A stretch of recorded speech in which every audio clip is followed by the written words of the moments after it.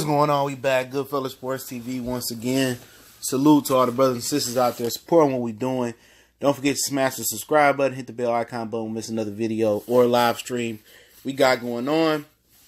And Pittsburgh Steelers running back Le'Veon Bell has been sitting out the entire year and will not report by the November 13th deadline to report and sign his tender so he could be a free agent next year because he's found the loophole in the newest CBA that would allow him to not sign his franchise tender, sit out the entire year next year, and potentially become a free agent next year. And basically what happened was the Pittsburgh Steelers, felt like Le'Veon Bell and his team felt like they lowballed him, felt like he the best running back in the league. I think they offered like $14 million, if I'm not mistaken. It wasn't enough for him per year. Then he didn't sign a deal. Then Todd Gurley got paid big money, like a week or two later or something like that. He said, "See, that's the going market. I feel like I'm the best back. I deserve a Todd Gurley type of deal." Then he didn't report to camp, and then people were saying on ESPN he playing with the wrong organization. He handling it wrong. Everybody had an opinion on it, saying that he didn't know what he was doing. He gonna end up having to come back next year, and he gonna do this and do that. At the end of the day, Le'Veon Bell hires his agent for a reason, and his agent did the job. He found the loophole under the old CBA. This wouldn't have been possible, but under the new CBA, it's possible for him to sit out the whole year, because then next year they will have to give him a franchise tag in layman's terms. That will be a quarterback tag, the same franchise tag that the Redskins would have had to pay Kirk Cousins this year, $25 million next year. So if they tag him, if he, then next year they have to either tag him for $25 million or put a transition tag on there, which they can match any offer that he gets on the open market, but he can negotiate another deal with another team, and they can match it or not. And if he gets a deal north of, I think, the $14 million per year they offered him, they don't want him back. They already erased him out of the entire organization and the program and off the roster, off the depth chart, off the team. So he's non-existent, and he stood his ground, and his team did their due diligence. He just, his agent ain't been just sitting around. He must have done right with his money to be able to sit out a full season. And worst case scenario, they tag him next year, he make $25 million. So under this new CBA in plainest terms, he doesn't have to sign the franchise tag this year. He can sit out the whole year. And next year, they have to tag him at the franchise tag for quarterback price of $25 million. So either they pay him $25 million next year, or they put the transitional tag on him, he walk, or he just walks in general. So at the end of the day, Le'Veon Bell beat the system. Obviously people gonna say, well, he missed out on a year's salary. So be it. He gonna make that up in his next deal. He looked like he didn't hurt himself. He didn't injure himself. He didn't take any beatings this year. So at the end of the day, it is what it is. It is a yin and a yang here, or it is a good and a bad here. The good is he took a year off. He didn't take a beating. He healthy. He can run and stay in shape as much as possible, but the bad is you can't mimic NFL game speed and NFL hits. When you go in training camp and you put those pads on, those hits harden the body. All right? Those hits harden the body. It makes you war ready, makes you game day ready. And when you get hit in the regular season, you'll be able to handle those hits, recoup, recover, and get ready for the next week. But like I say, man, hopefully he kept his weight under attack. Hopefully he been on a nice diet. Hopefully he been stretching out every day, lifting every day, getting those fast twitch muscles right every day, because, Dez Bryant was training. Dez Bryant was working out every day. But guess what? Dez Bryant was basically being a couch potato, because when he went out there and practiced hard for the first time, guess what? He got injured. Because he wasn't in game shape or football shape.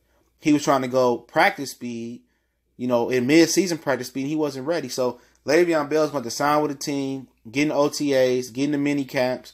Those are going to be very important for him to get ready, to go through an unorganized, unscripted practice session. OTAs and mini camps is going to be very, very crucial for him to get his body in shape, and then Going into training camp, they no longer have 2-a-day padded practices. It's only 1 padded practice per day. You only get so many padded practices for the whole entire training camp.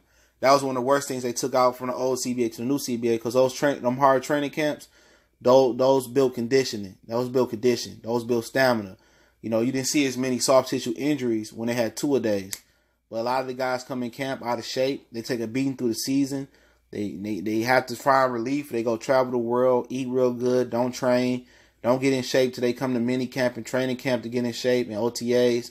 And if you let OTAs, mini camp, and training camp get you into shape, it's a good percentage that you're gonna end up with some type of significant injury. At best, probably a hamstring injury, something of that nature. So it's good to go ahead and, like I said, OTAs, mini camps, and training camp is gonna be crucial for him. So in plain terms, okay, he found the loophole where he don't have to sign a franchise tag this year.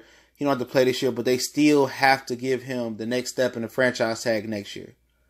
And the next step in the franchise tag next year is giving him a top 5 salary of the top 5 players in the NFL, I think, if I'm saying that right. And I'll link an article to the description, which it comes out to quarterback money, which the average top 5 positions is $25 million next year in the base salary. So if the Steelers feel like playing hardball and trying to keep him captive, well, next year he'll pay for $25 million.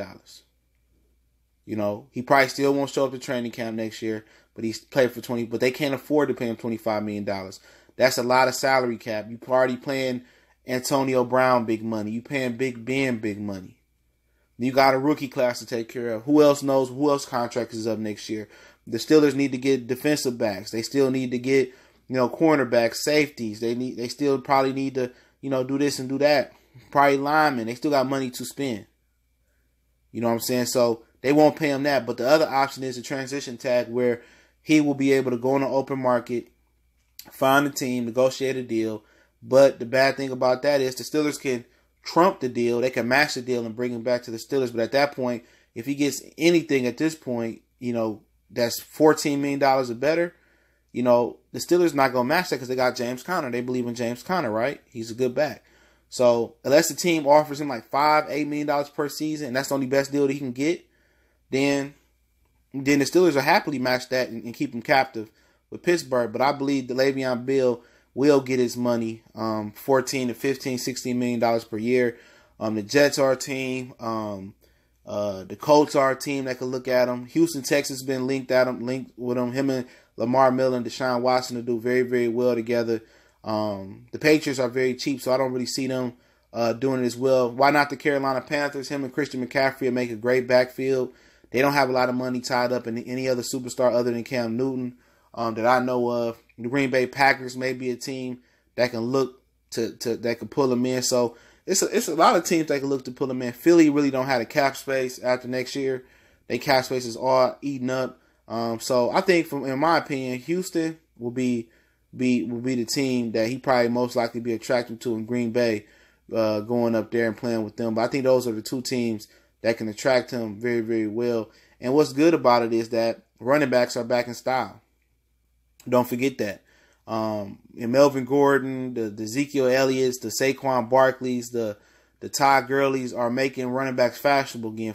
At one point they was phased out, but now that the position is being reinvented along with Le'Veon Bell, they're becoming runners and pass catchers now, and they so integral parts to these quarterbacks.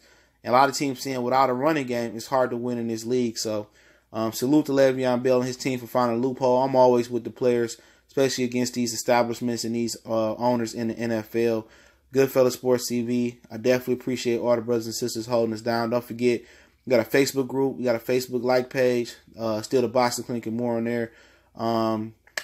Also, you can catch me on Twitter. All those links in the description. You can email me. You can DM me on all those platforms. Or add me on Twitter. Video requests, questions, concerns, business sponsorships, or business inquiries, video collabs. We got a big announcement to make about a new show we're going to be starting in the morning real soon. So we chopping it up about that. Also, want to make a donation to the channel. That link's in the description as well. Salute. Y'all know what it is. Mr. One Time for the one time. Y'all know what the business is. Goodfellas Sports TV. Going to continue to kick good sports. And check our playlists out. Boxing, NFL, NBA, music, entertainment. Salute. Y'all know what it is. We gone.